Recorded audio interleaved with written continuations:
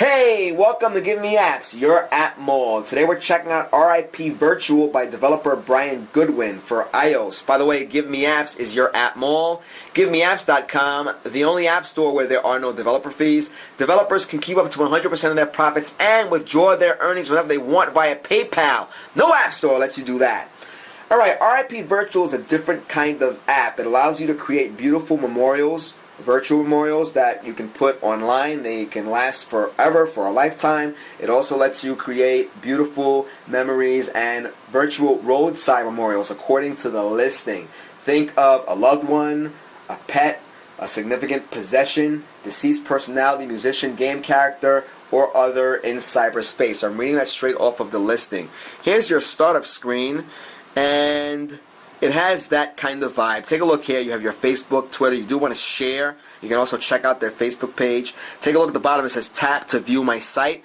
This would have a listing, a collection of the virtual memorials that you made earlier. And as you can see, it says we don't have any because we didn't make any yet. That's number one. Also, when creating an account, it asks you for a password and, of course, a username. They don't ask for an email, which I find interesting, so just make sure that you remember your username and your password and you store that somewhere where you'll remember it later. We're going to click on tap to create a new site. By the way, this app is 99 cents. That would explain why it's not ad supported, which is a great thing. You don't want that kind of thing in an app like this, an app of this caliber.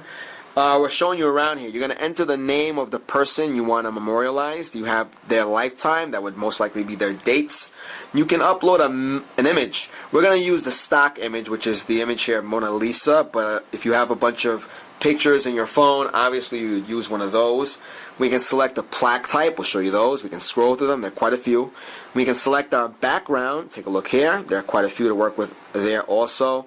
And we can select the frame. Select the frame.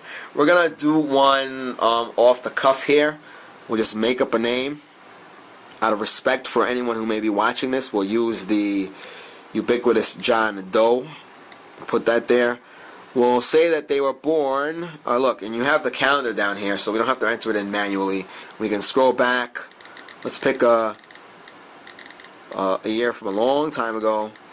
Make this seem more realistic. We'll take 1919. Let's work with that. Or 1918, not a biggie. I guess we click done. There we go. So we're at 1918. And we'll take this year. We'll make it today.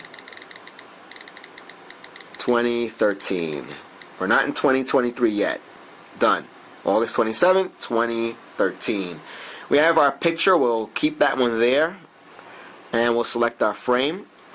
We'll use the first one. We'll take a background. We'll use one that will allow some contrast between the image and the frame in the background. And it says here, upload images, upload video. So I'm assuming we can stick with that one and keep it stock. So it allows you to upload the image at the end of you trying to create the memorial. So let's submit this. By the way, we're kind of using this for the first time, so we didn't do a pre-review. We just looked around the app. So you're experiencing it the way that you would if you were using the app yourself for the first time. So we have that. You can also upload a video, which is great. So maybe you want to have something where you remember them at their greatest, maybe something from their prime, or maybe your last memory of the person. If you captured some video with your cell phone, or if you did with a camcorder, or if you have something from way back in the day, this might be the most appropriate thing for you. We'll click on submit. It says please select plaque. So we didn't do that. Let's do that now. I don't see that over here. It says select plaque. Let's just take an image from the gallery in that case. Let's see what happens. Let's go back into the app. Remember, we're using this for the first time. Let's go. Browse. From the gallery. Yes, we want access. We'll just take this. Alright, choose. And let's see what happens. We put an image. So we're kind of authoring our way around here. Let's see if this works. It says please select plaque.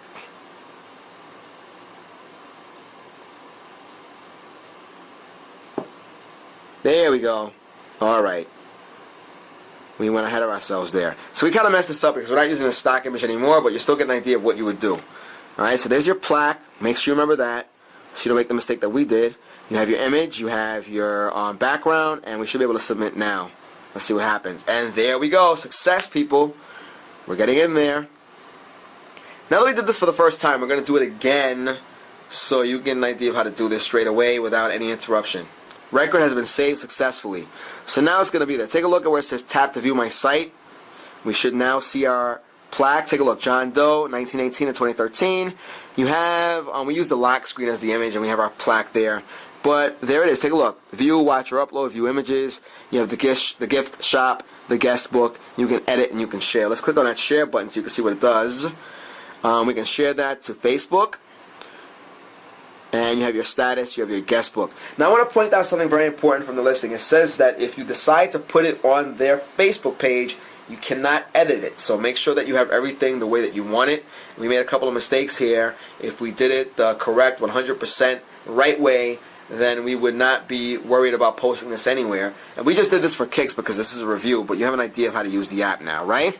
So you see My Memorial, you have your My Memorials area.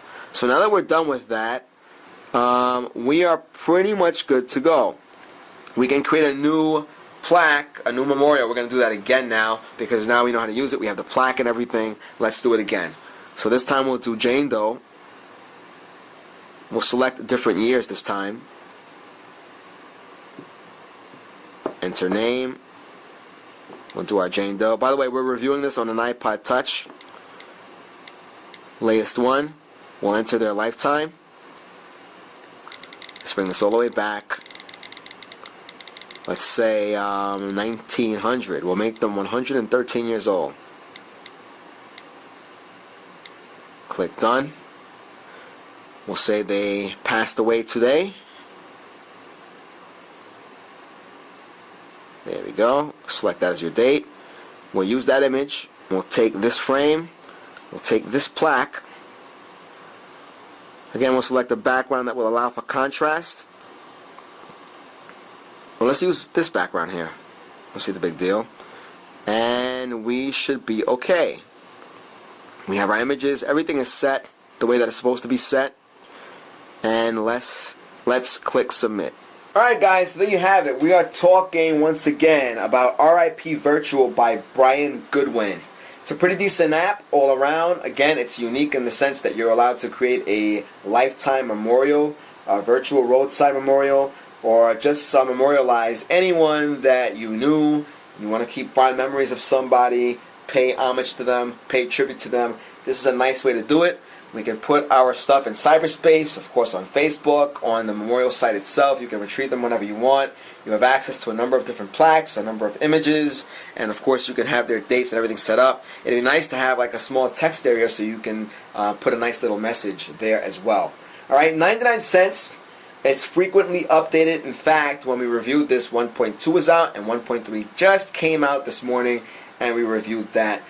Send any comments and feedback to Brian Goodwin. Great developer in the sense that they're on top of things. Alright?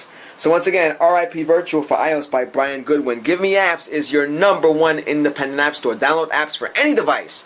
There are no developer fees. You can keep up to 100% of your profits and withdraw your earnings whenever you want via PayPal.